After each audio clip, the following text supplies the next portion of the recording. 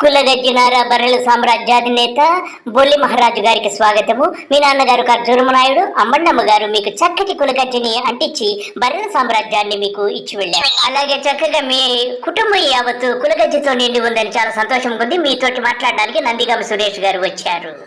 ఇవాళ చంద్రబాబు నాయుడు అనే వ్యక్తి మీటింగ్ లో ఒక ఎస్సీ నాయకుడు గురించి మాట్లాడిన విధానం మనందరం కూడా చూసాం. సురేష్ గారు, నేను కూడా ఆ వీడియో చూడడం జరిగింది. బొల్లిగాడికి కమ్మ కులం తప్ప ఏ కులము కూడా కులం కాదు. దళితులంటే వాడికి చులకన్న సురేష్ గారు. మరొకసారి మీరు కూడా విందురు గాని. ఎమ్మెల్యే భర్త సీట్ ఇవ్వకుండా పద్మావతికి వాళ్ళ టిప్పర్ డ్రైవర్ కి ఇచ్చారు. అవునా? బొల్లిగా టిప్పర్ డ్రైవర్ మనిషి కాదారా?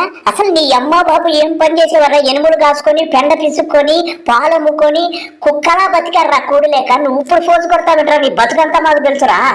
ఇది గొప్పడే కదా. నాకు ఇప్పుడు వీళ్ళు చెప్పాలా?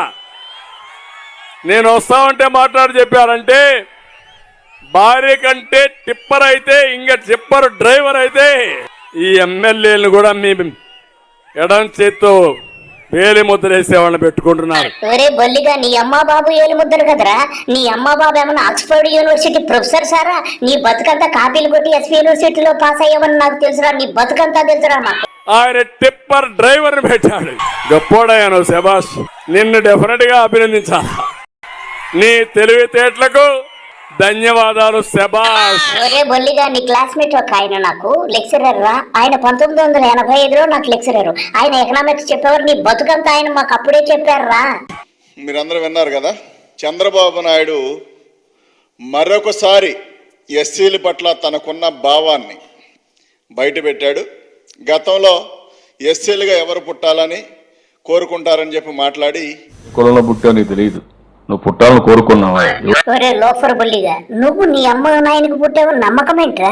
నువ్వు కమ్మ అని కమ్మగా మాట్లాడుకోవటం నీ బతుకొచ్చాడా? నీరివో బతకారా? మాత్రం ఎస్సీ కులంలో పుట్టాలని కోరుకుంటారు.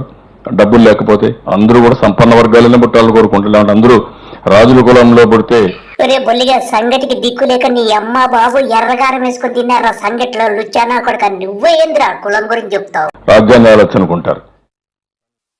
ఇవాళ ఎడమ చేత్తో వేలు ముద్ర వేసేవాళ్ళు ట్రిప్పర్ డ్రైవర్ అని చెప్పి ఎగతాళిగా మాట్లాడిన సందర్భం మనందరం కూడా చూడొచ్చు.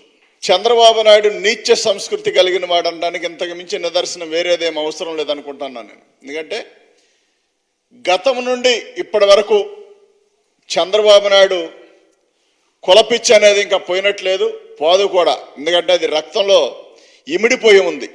ఒక ఎస్సీ నాయకుడు, ఒక దళితుడు, ఒక పేదవాడు, ఒక డ్రైవర్కి, ఒక ట్రిప్పర్ డ్రైవర్గా అవకాశం కల్పించిన జగన్మోహన్ రెడ్డి గారిని ఆయన చూసిన చిన్న చూపు మనందరం కూడా గమనించవచ్చు.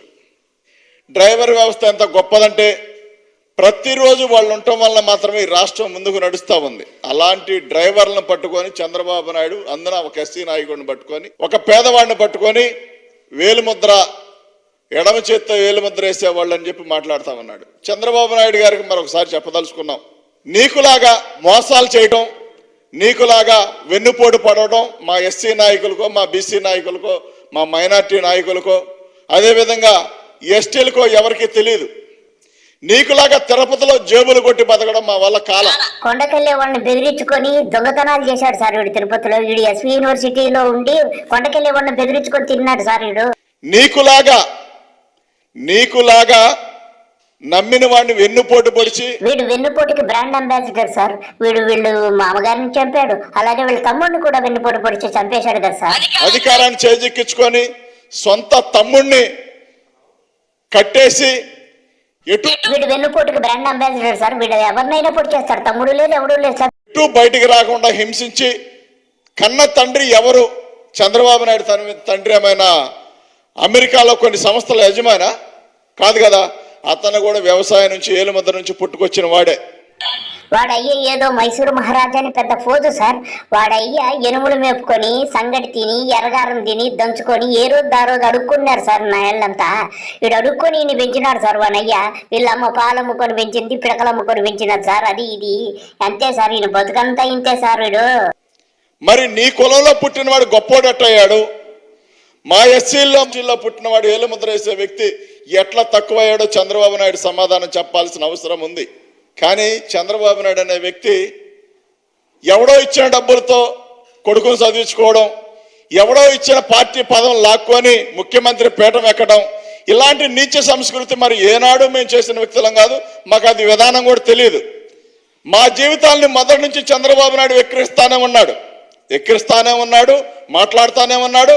ఒకసారి కాకపోతే ఒకసారైనా బుద్ధి, జ్ఞానం, సిగ్గు, శరం, సీమి, నెత్తురు ఏమైనా ఉంటాయంటే అవి ఏమీ లేనట్టుగా వదిలేసి బతుకుతామన్నాడు ఈ నీచపు కుక్క చంద్రబాబు నాయుడు అనేవాడు.